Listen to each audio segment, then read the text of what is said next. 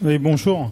Philippe, je suis militant Ensemble à Ivry et je suis actif syndicalement depuis près d'un an, depuis que le département du Val-de-Marne est passé à droite. Je suis secrétaire de...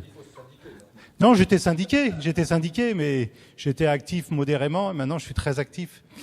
Voilà. Moi, je pense que ce qu'a dit le camarade du syndicat, là, dans l'articulation nécessaire entre le social, l'associatif et le politique, je pense que ce qu'a dit aussi Pierre ce matin, il n'y a pas, c'est aberrant l'indépendance de chacun, ça n'a pas de sens. Il n'y a pas de lien de subordination qui doit y avoir. Il doit y avoir une construction commune, peut-être pas sur tout, mais en tout cas assez large. Et par exemple, sur la manif de demain, c'est vrai que contre la vie chère et contre l'inaction climatique, ok. Contre la vie chère, c'est un mot d'ordre un peu ambivalent pour des syndicalistes. Parce que, en fait, moi, le terme que je préférerais, alors c'est peut-être pas un mot, faut trouver le bon mot, mais le blocage des prix abusifs et l'augmentation des salaires.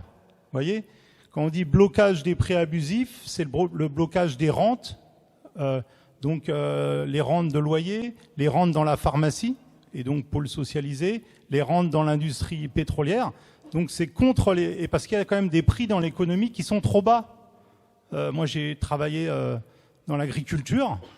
Je peux vous dire que dans l'agriculture, les prix sont trop bas. Il y a tout un tas d'artisans, de commerçants où les prix sont trop bas. Dans l'économie sociale et solidaire aussi. Donc le problème qu'il n'y ait pas une construction politique au sens large avec tous les acteurs, c'est que ça évite, ça empêche d'avoir une finesse dans les mots d'ordre. Et cette finesse dans les mots d'ordre, ça pourrait rassembler beaucoup plus large. Parce que moi, je suis pour l'augmentation des salaires et des revenus d'activité. Et quand je parle de revenus d'activité, c'est beaucoup de travailleurs indépendants aussi qui ont des revenus d'activité insuffisants, des commerçants, des artisans, des paysans.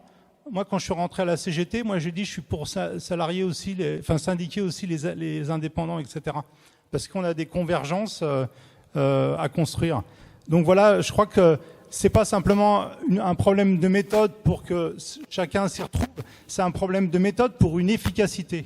Et ce qu'a dit le camarade du CD Team, je crois que c'est toi, ça m'a beaucoup intéressé. Et en fait, il a dit quoi? Il a dit, dans le monde, il y a une peur qui se généralise. Et c'est normal que la peur se généralise, parce que on est dans un monde de plus en plus chaotique. Et quand on étudie un peu les questions environnementales, par exemple, on voit qu'il y a un risque sur le vivant, sur la Terre. Donc, il y a besoin de stabilité. La stabilité, elle peut venir dans le maintien de l'existant, parce que les alternatives de gauche du XXe siècle ont échoué. Et voilà, je finis. Les alternatives de gauche ont échoué et ne apparaissent pas crédibles. Et souvent, elles apparaissent parfois un peu violentes. Moi, je vois, par exemple, quand au niveau syndical, on gueule classe contre classe, dans le Val-de-Marne, c'est un peu le mot d'ordre, ça fait peur aux gens. Et je crois que les alternatives politiques et syndicales, elles ont besoin de montrer, je finis, que ces alternatives, elles vont permettre de la stabilité. Il faut qu'on montre, faut pas être dans le bruit et de la fureur, faut être dans on va apporter une alternative, une stabilisation face au chaos actuel. Et cette alternative, cette stabilité, on va pouvoir la construire dans un grand pluralisme et dans une émulation plutôt qu'une compétition entre organisations. Non, moi, il y a deux interventions qui m'ont particulièrement marqué, qui étaient celles de Christophe et de Marlène. Je crois que ce dont Christophe a parlé pour le premier point, c'est totalement représentatif du cynisme macroniste. C'est-à-dire que il y a eu un moment où on a parlé de la taxe foncière, qui maintenant allait être directement sous l'égide des communes. La plupart des gens, quand on leur parle, c'est vrai qu'eux ne réfléchissent pas tout de suite au service public. Ils réfléchissent au fait qu'ils n'ont pas à payer de taxes d'habitation, que la redevance audiovisuelle a sauté également, et que pour eux, ça leur fait, artificiellement en tout cas, une hausse de leur pouvoir d'achat. Ce qui est en fait pas tout à fait vrai, loin de là. Mais en tout cas, dans l'immédiat, c'est ce qu'ils voient. Mais ce qui est vrai, c'est que pour les collectivités, c'est assez terrible, puisque au final, on s'est retrouvé avec des communes qui devaient donner le surplus par rapport à ce qu'ils touchaient par rapport à la taxe d'habitation.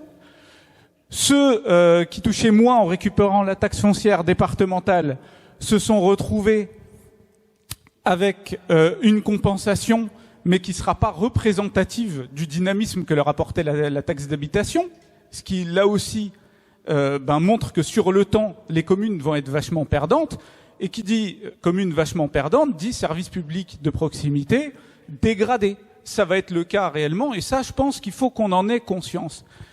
Et par rapport à ça, Marlène a dit quelque chose qui a fait écho, c'est qu'au bout d'un moment, il faut que l'économie, et tout particulièrement l'économie publique, commence à se positionner en fonction des besoins de la population. Et est-ce que les communes, est-ce que les collectivités de manière générale vont devoir continuer comme ça à avaliser les baisses de dotation en faisant des budgets en équilibre à chaque fois? Je crois que justement la NUP, ça peut être une opportunité pour faire en sorte qu'il y ait des démarches collectives de vote de budget en déséquilibre. Il y a un moment, il faut dire, il y a basta. Il y a un moment, il faut dire que les baisses de dotation, on n'en veut plus.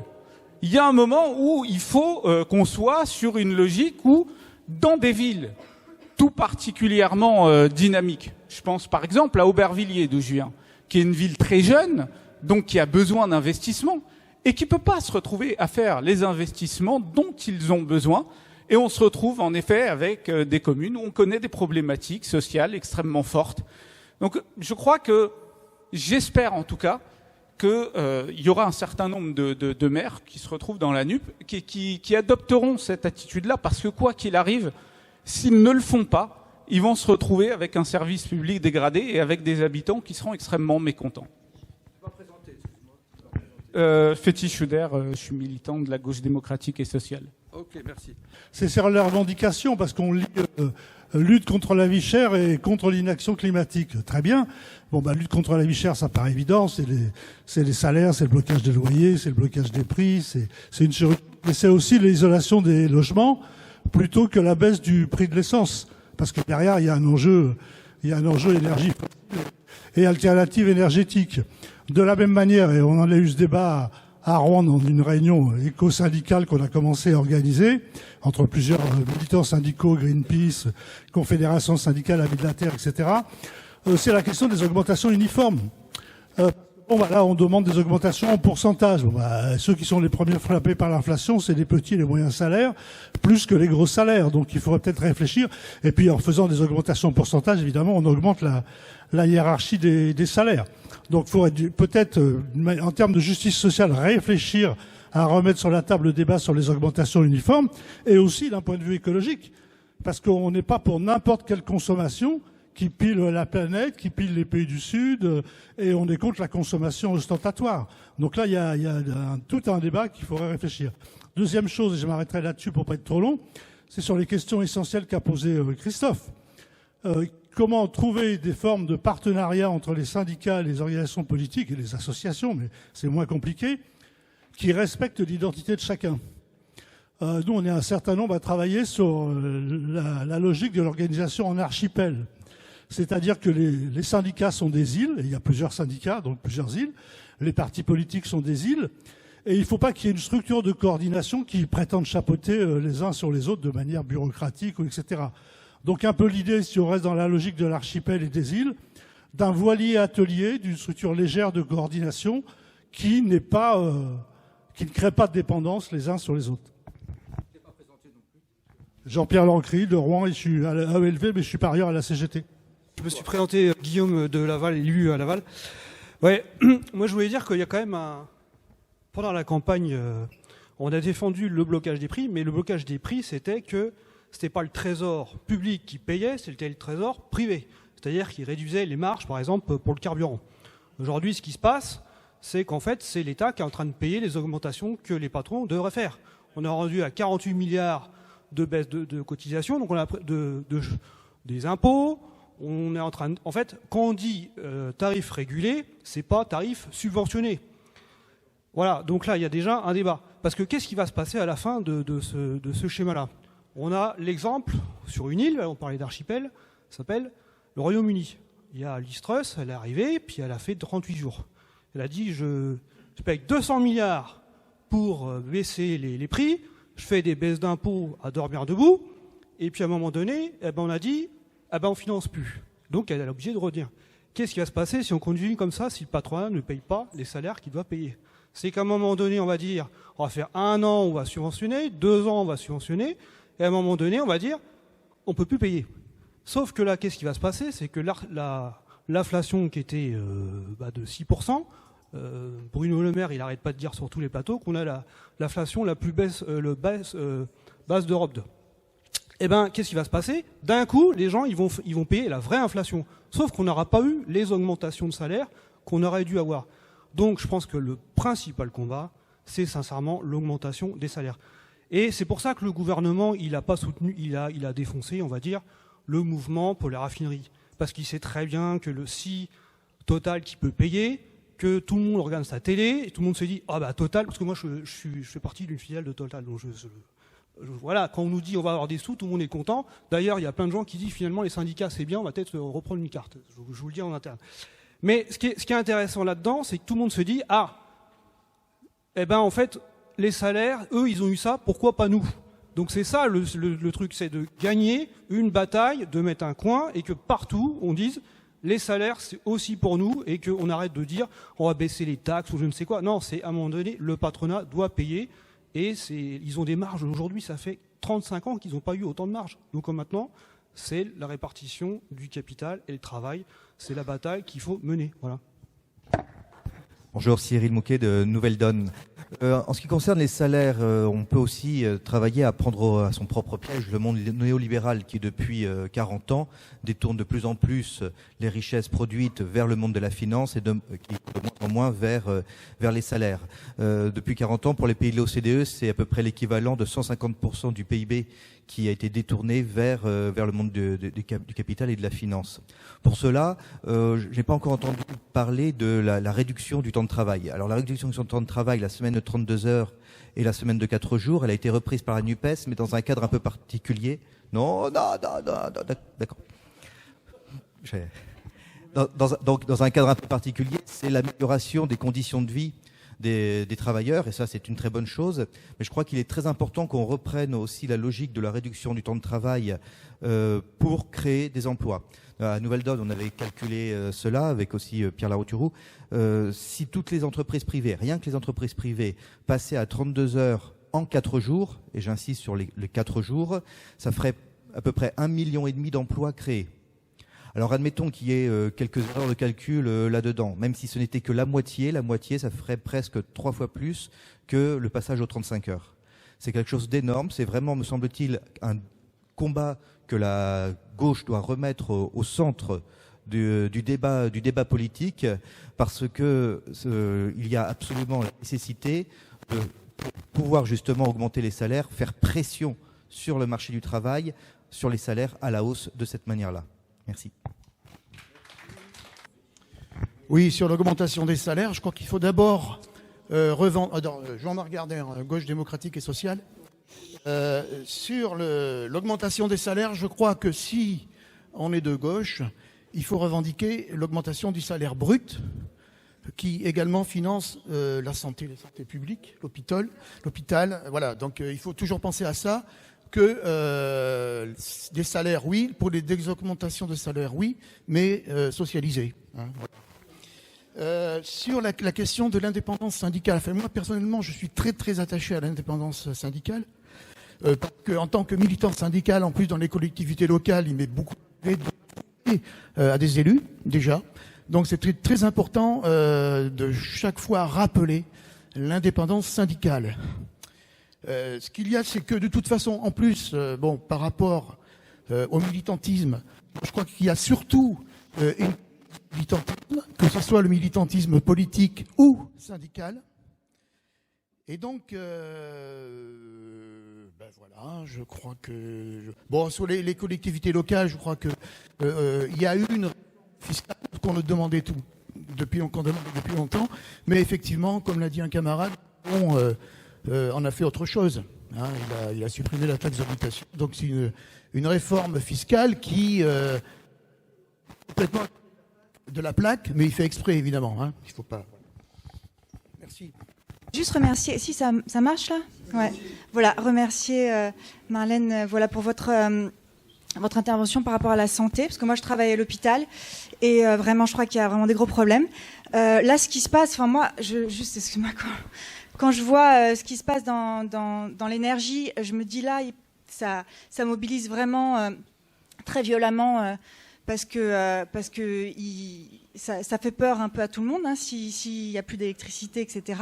Par contre, quand les soignants ils crient, voilà, ils tirent la sonnette d'alarme, personne, enfin voilà, ça fait pas trop peur. Et je pense en fait que, enfin, on sait très bien que ça fait plus de 10 ans. Moi, je faisais partie de collectif. Ça fait plus de 10 ans qu'on sait que il y a beaucoup de lois qui ont été faites, notamment loi Touraine, etc., pour vraiment démanteler en fait l'indépendance des hôpitaux et enfin faire de l'hôpital entreprise. Ça fait 20 ans en fait, hein, et que on fait tout pour que le privé reprenne la mise. Et c'est vraiment la question du privé en fait. Donc moi, je trouve que c'est bien que la NUP, vraiment, ça serait bien qu'ils se mobilisent et qu'ils luttent un peu à l'Assemblée. Parce que vous avez parlé des médecins, mais ils sont très présents aussi à l'Assemblée. Il y a quand même beaucoup de choses qui devraient être faites. Il y a eu beaucoup d'erreurs et il y a eu une hégémonie, je pense quand même beaucoup.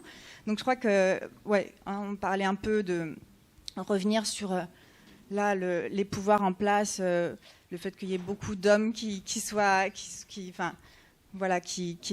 aient beaucoup de pouvoir et qu'on remette en question un peu, voilà, cette hégémonie. Il faut remettre aussi un peu en question, je crois, la question des pouvoirs médicaux et parce que j'ai l'impression qu'on va aboutir à finalement les gens s'en vont en fait dans les hôpitaux, il n'y a plus de lits, on ferme les lits parce qu'il n'y a plus d'infirmiers et après on nous dit que alors il y a des groupes de travail sur développer l'attractivité hein. Par contre on enlève des jours de congé hein. On n'arrête pas d'enlever des congés mais par contre on fait des groupes de travail hein. Et puis on mobilise les médecins, les soignants pour faire des groupes de travail pour réfléchir à l'attractivité. Bon, il y a un moment où le cynisme ça dégoûte les gens et ils vont plus travailler donc mais bon.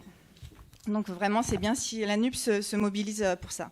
Voilà, une contrainte à travailler dans certaines régions qui sont des déserts médicaux, par exemple. À chaque fois, ça saute. Ça existe au Canada. Ça existe. Alors, les pharmaciens sont obligés de faire ça, les kinés sont obligés, les infirmiers pareil, mais les médecins non. Et il y a un moment, bon voilà, il y a plein de choses comme ça, et ça parce qu'ils sont très présents à l'Assemblée, donc ils se débrouillent à chaque fois pour que ça soit pas voté, quoi, et ou que ça soit pas appliqué. Que les décrets d'application ne soient pas appliqués. Parce que pas que, mais aussi. Mais je pense qu'il y a quand même des choses vraiment... Non, mais il y a vraiment un travail à faire sur cette hiérarchisation qui, à un moment donné... il me semble, hein, je mets au débat. Et je pense que la gauche, elle doit se poser vraiment des questions sur plein de choses. La question de l'indexation des salaires qui s'est... Sur l'inflation, c'est la gauche quand même qui a défait ça. Bon, il faut, je pense que c'est important de le rappeler. Non, mais il faut assumer les erreurs qu'on a faites, quoi. Oui, ça remonte loin, mais il faut l'assumer parce que ça remonte loin le fait qu'on ne soit pas augmenté. Moi, je suis psychologue. Les psychologues, ils sont toujours à la masse. Ils sont encore moins augmentés que les autres, etc. dans l'hôpital. Mais par contre, il y a de la com. Alors de la com, il y en a. Hein. Ah oui, on a besoin, etc. Mais bon, faut arrêter, quoi. Je pense que. Merci. Jean-Claude Branchereau. Non, moi je voulais juste dire un mot sur la question des retraites, parce qu'elle a été très peu abordée ici. Bien sûr que la question des salaires est extrêmement importante et qu'il y a un mouvement de fond dans le pays, peut-être qu'on ne voit pas d'ailleurs suffisamment depuis des mois et des mois. Hein. Il y a une conflictualité dans les entreprises sur les salaires qui est extrêmement importante. C'est ce que disent les responsables CGT et CFDT qui suivent ces questions au niveau des confédérations. Hein. Les deux le disent.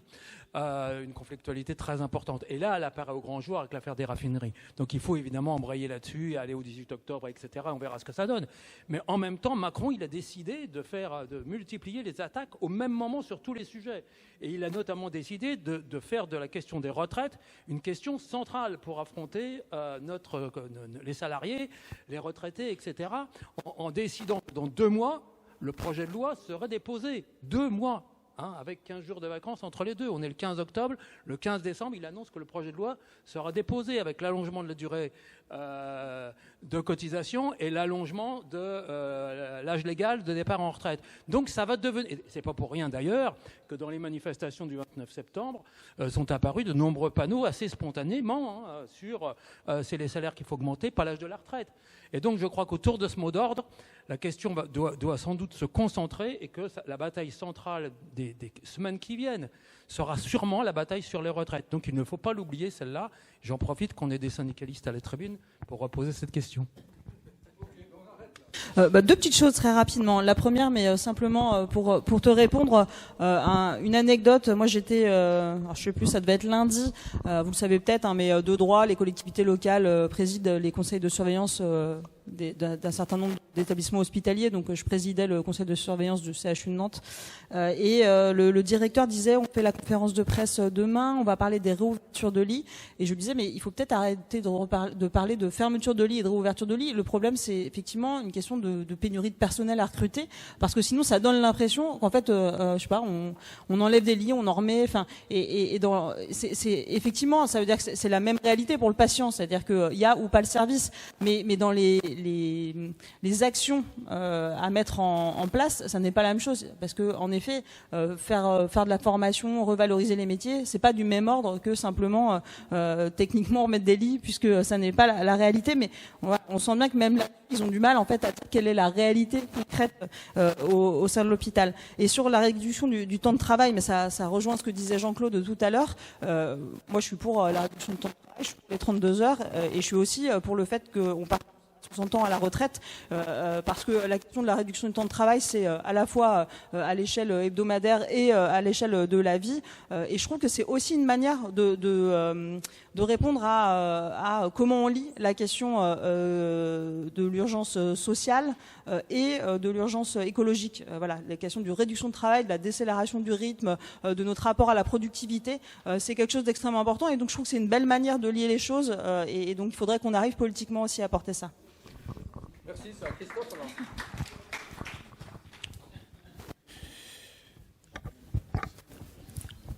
Oui, moi en tant que syndicaliste, s'agissant de la NUPS, moi je tiens à dire que même si évidemment beaucoup de choses restent à faire, je pense quand même que c'est un événement extrêmement important et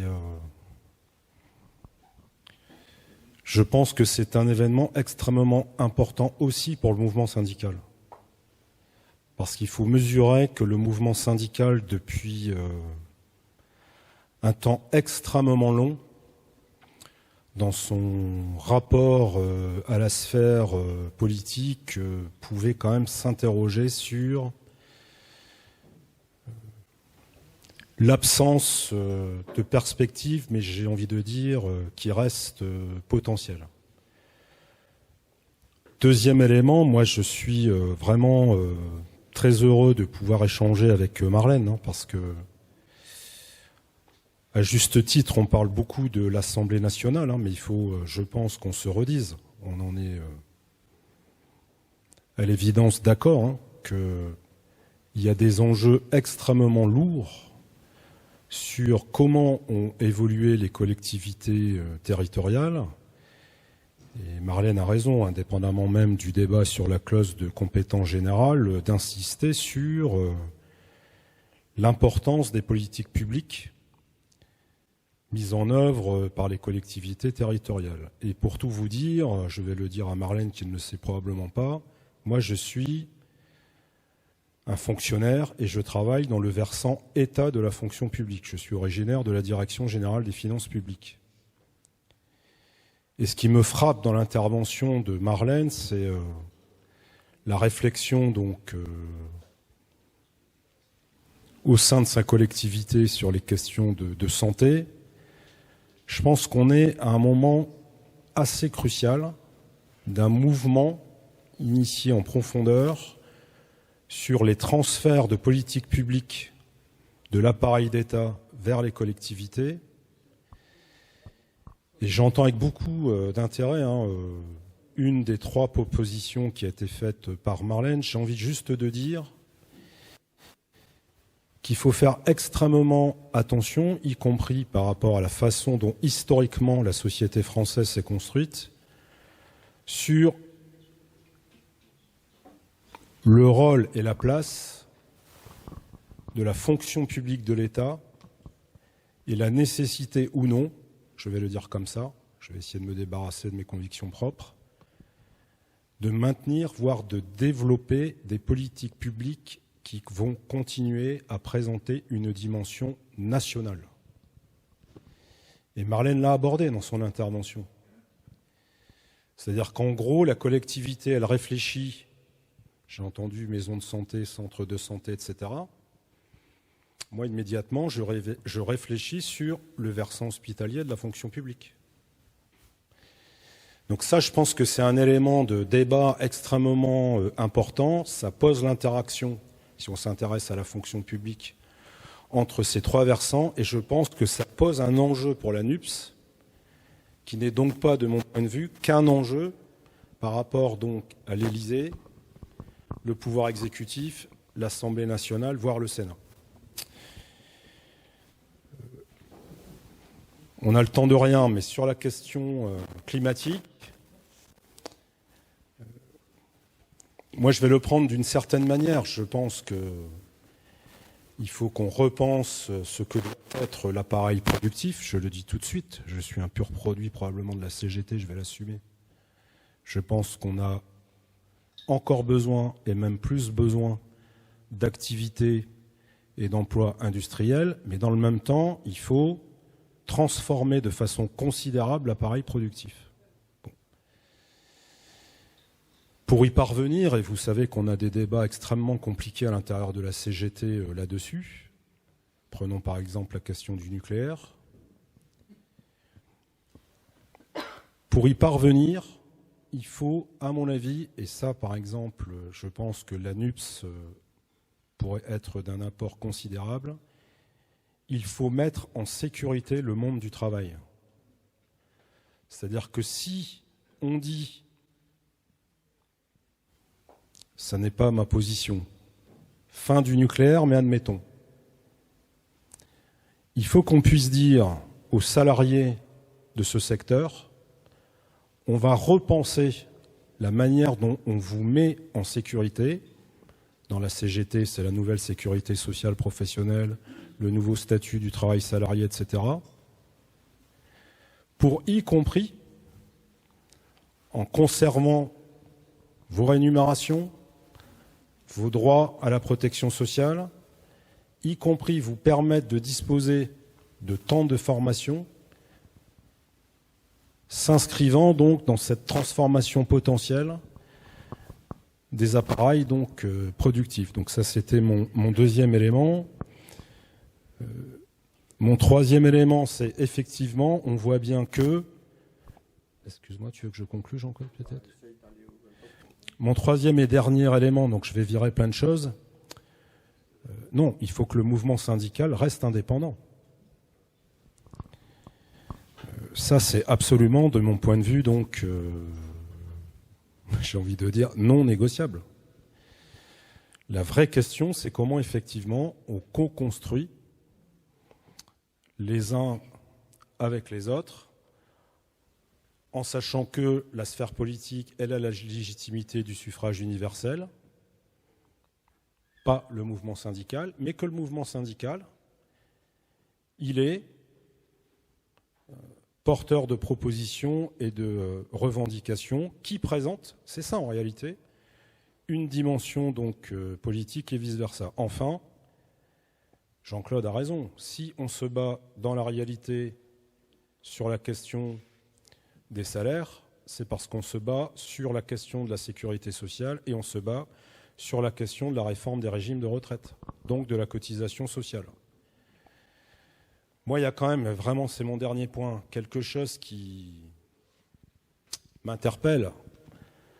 Certaines et certains disaient « Oh là là, il n'a pas de majorité à l'Assemblée nationale ».